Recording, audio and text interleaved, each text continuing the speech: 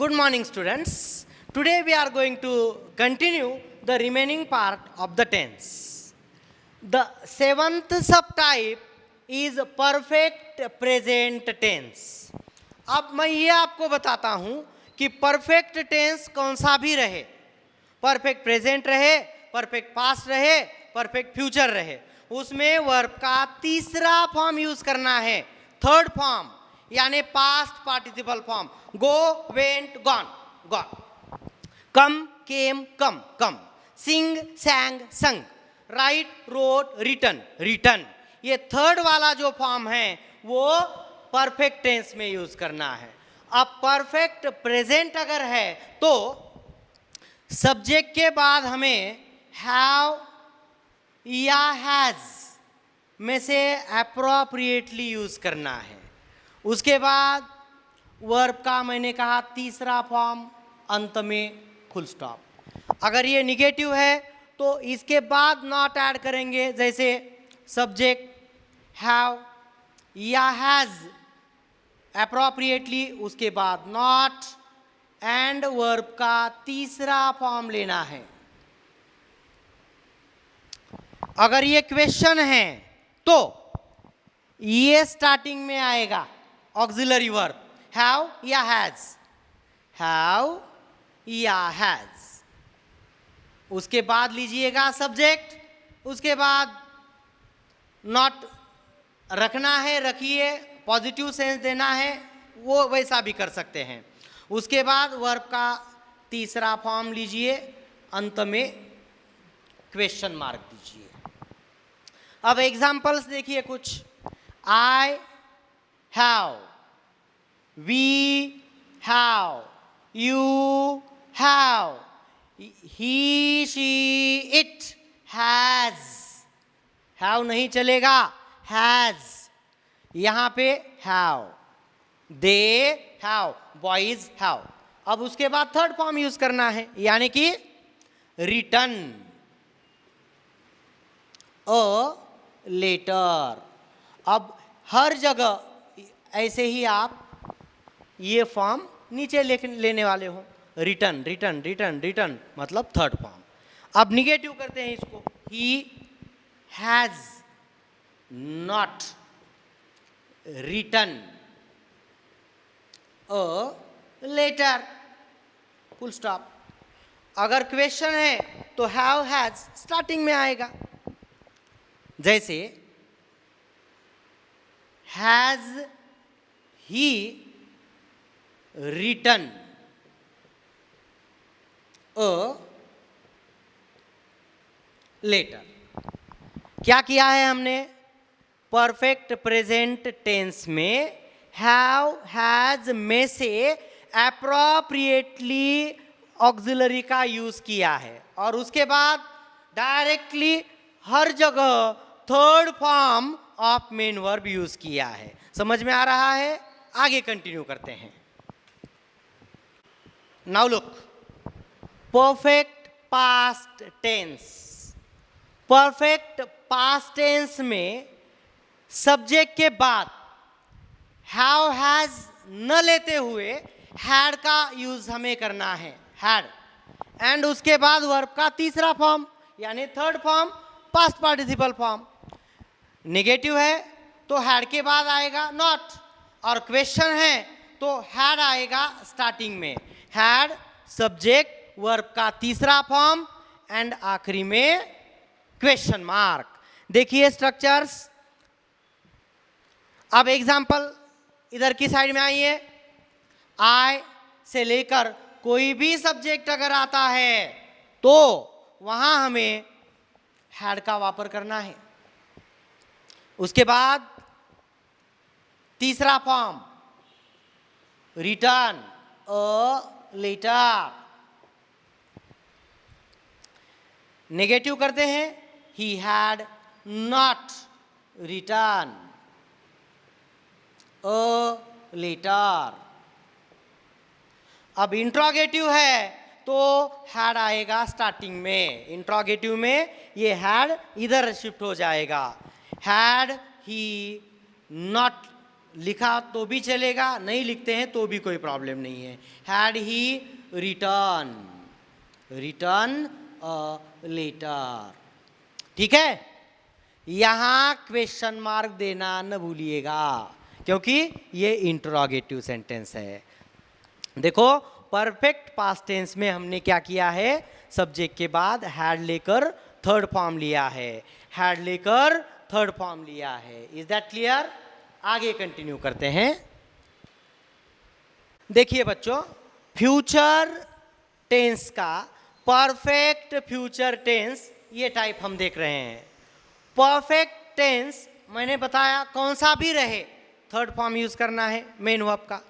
यहाँ पे भी हमें थर्ड फॉर्म यूज करना है, पास्ट पार्टिसिपल फॉर्म।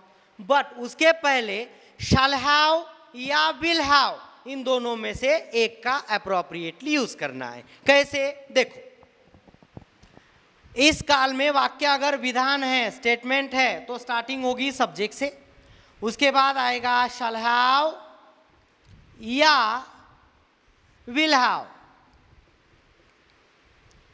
उसके बाद वर्ब का तीसरा फॉर्म, अंत में फुल स्टॉप।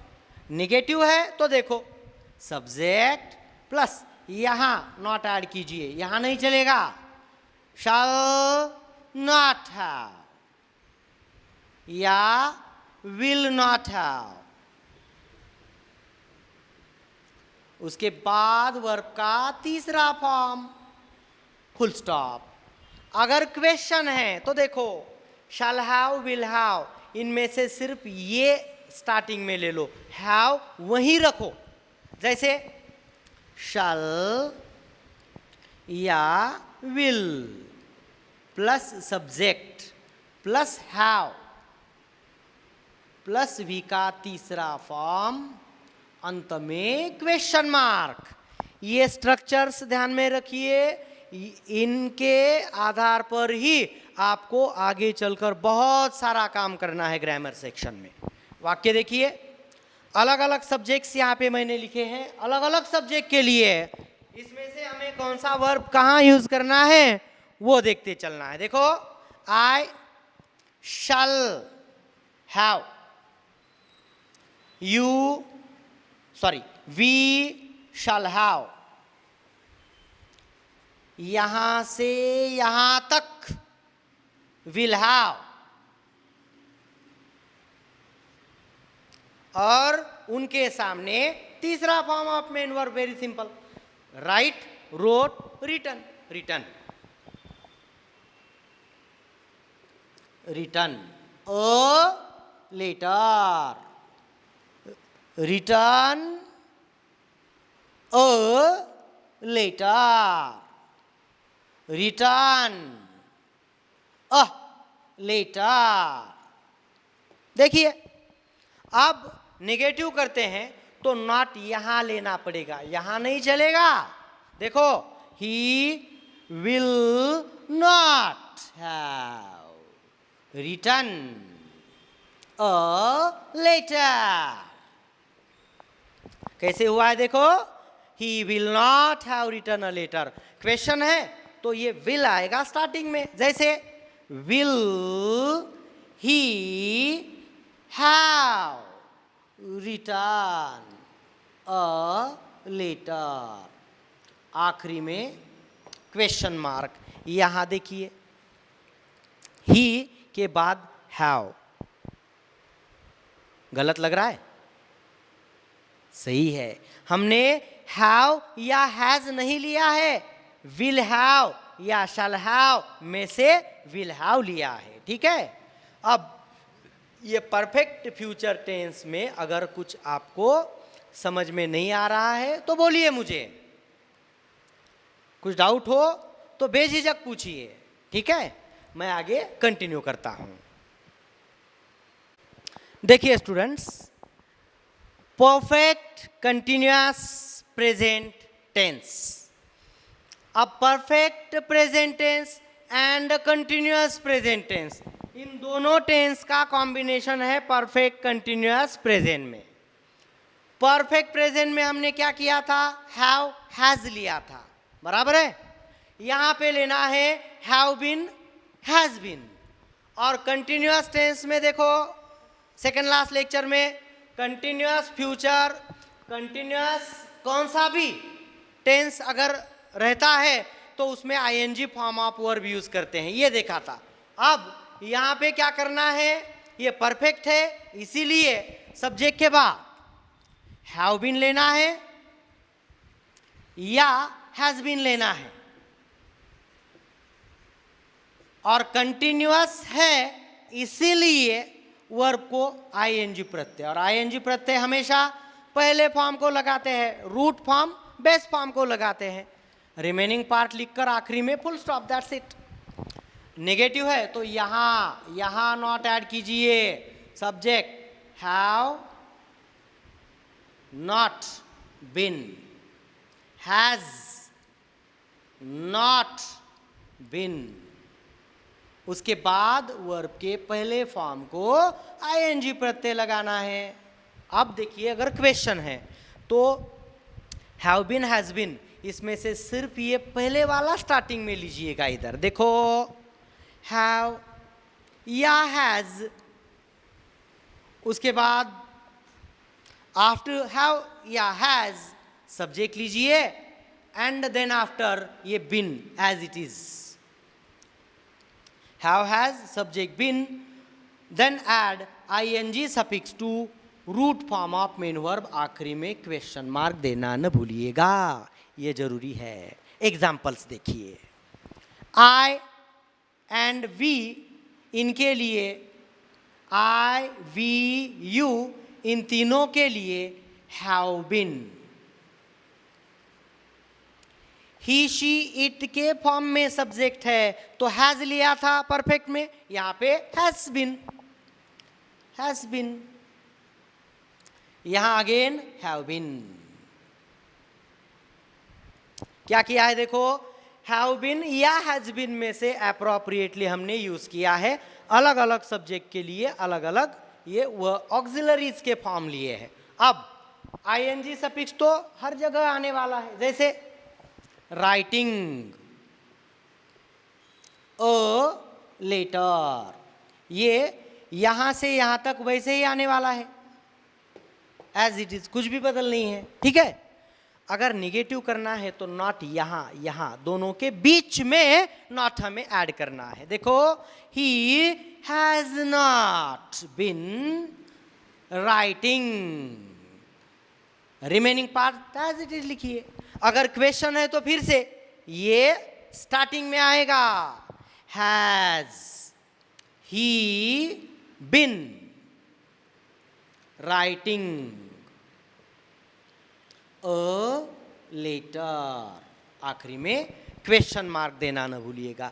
देखिए, परफेक्ट कंटिन्यूअस प्रेजेंट टेंस में दो टेंस कैसे आए हैं, हैव हैज परफेक्ट प्रेजेंट में से लिए, आईएनजी कंटिन्यूअस प्रेजेंट में से लिया, इसीलिए इस टेंस को नाम दिया है परफेक्ट कंटिन्यूअस प्रेजेंट टेंस। यहां तक कुछ डाउट नहीं है? Okay, I will continue.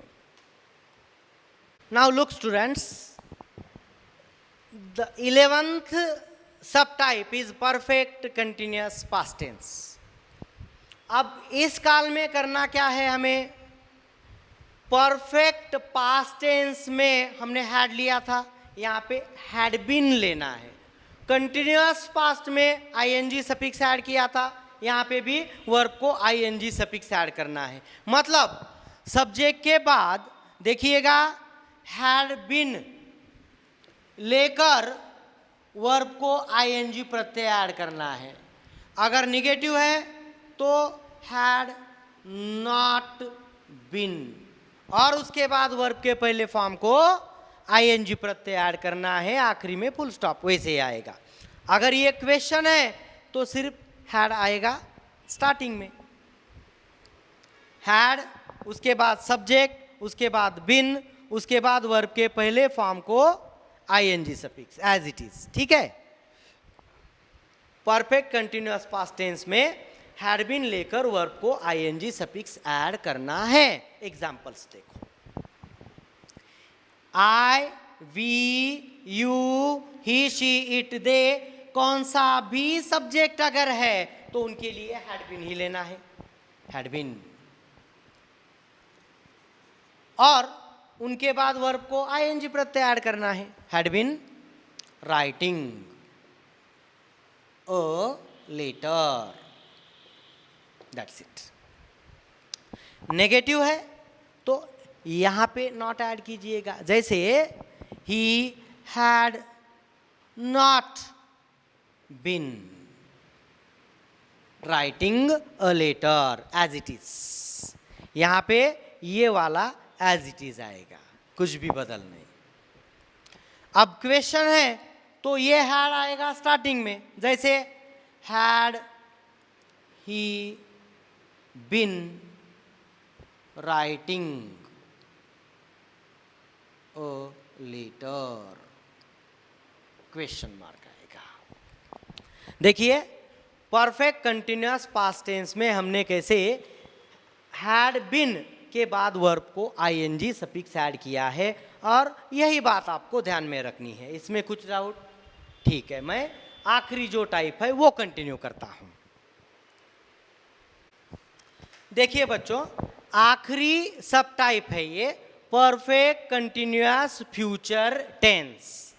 अब परफेक्ट फ्यूचर टेंस में हमने क्या किया था, जरा देखिए। परफेक्ट फ्यूचर में शैल हैव विल हैव लिया था, और कंटिन्यूअस फ्यूचर में वर्ब आईएनजी फॉर्म में यूज किया था।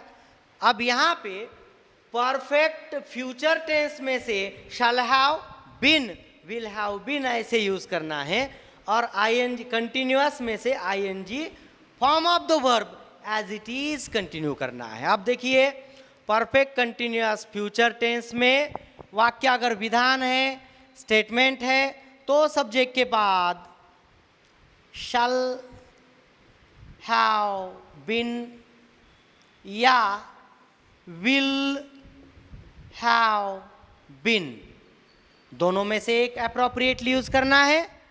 उसके बाद वर्ब के पहले फॉर्म को आईएनजी प्रत्यय तो लगाना ही पड़ेगा, कंटिन्यूअस है इसलिए। नेगेटिव है, यहां ऐड जोड़ देते हैं, जैसे shall not have been,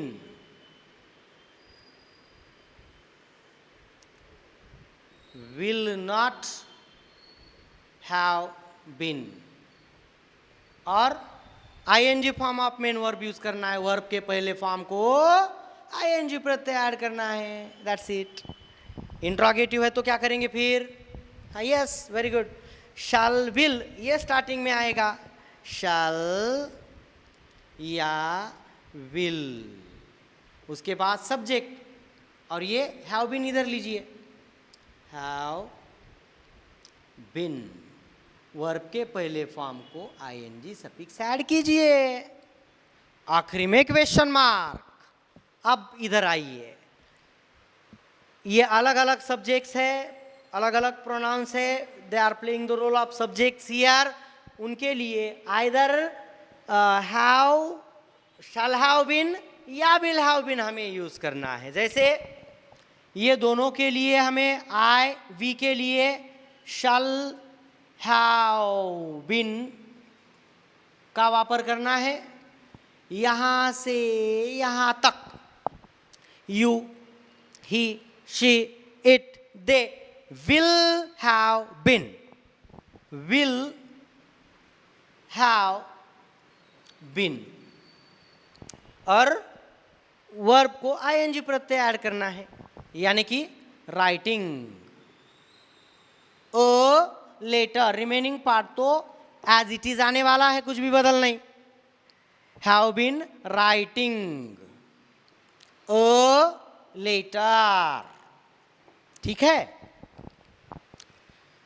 negative करते हैं तो यहां नॉट ऐड करना पड़ेगा, will, he will not have been writing a letter, full stop. Question है, यस, ये स्टार्टिंग में आएगा, will he have been writing a letter, और आखिरी में आएगा क्वेश्चन मार्क। देखिए बच्चों, परफेक्ट टेंस कौन सा भी है तो हमें, मतलब परफेक्ट फ्यूचर टेंस कौन सा, परफेक्ट फ्यूचर टेंस अगर है तो वहाँ हमने हैव, हैज, हैड के बदले शैल हैव, विल हैव लिया था। यहाँ पे shall have been, will have been use किया है। उसके बाद कंटिन्यूअस फ्यूचर में आईएनजी फॉर्म यूज़ किया था, यहाँ पे भी आईएनजी फॉर्म वैसे ही रखा है। इसीलिए ये दोनों का कॉम्बिनेशन है, नाम दिया है परफेक्ट कंटिन्यूअस फ्यूचर टेंस।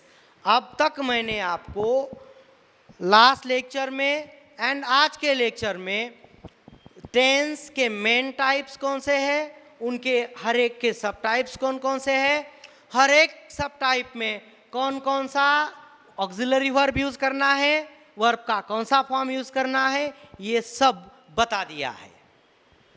अब आपकी रिस्पॉन्सिबिलिटी ये है कि आप फर्स्ट टू ये लास्ट जो सब टाइप ऑफ टेंस है, इनके स्ट्रक्चर्स एक बार फिर से गौर से देख लीजिए एंड उनके एग्जाम्पल्स में कैसे, कौन सा ऑक्सिलरी वर्ब कहाँ यूज़ किया है, देन आफ्टर वर्ब का कौन सा फॉर्म कैसे यूज़ किया है, कब सफिक्स ऐड किया है, कहाँ क्या हुआ है, इस पर आप विचार कीजिए। अब हमें कुछ एग्जाम्पल्स की प्रैक्टिस आगे करनी है। ये थियोरेटिकल इन्फॉर्मेशन थी। अब मैं आपको कुछ वाक्य दूंगा जिसमें आपको टेंस आइडेंटिफाई करने हैं, कुछ वाक्य दूंगा जिनमें आपको टेंस बदलने हैं। ठीक है, ओके, आज यहीं पर रुकते हैं, आगे कंटिन्यू करेंगे हम इनके कुछ प्रैक्टिस के एग्जाम्पल्स लेकर अगले सेशन में, अगले लेक्चर में हम कंटिन्यू करेंगे। ओके, धन्यवाद, have a good day, thank you.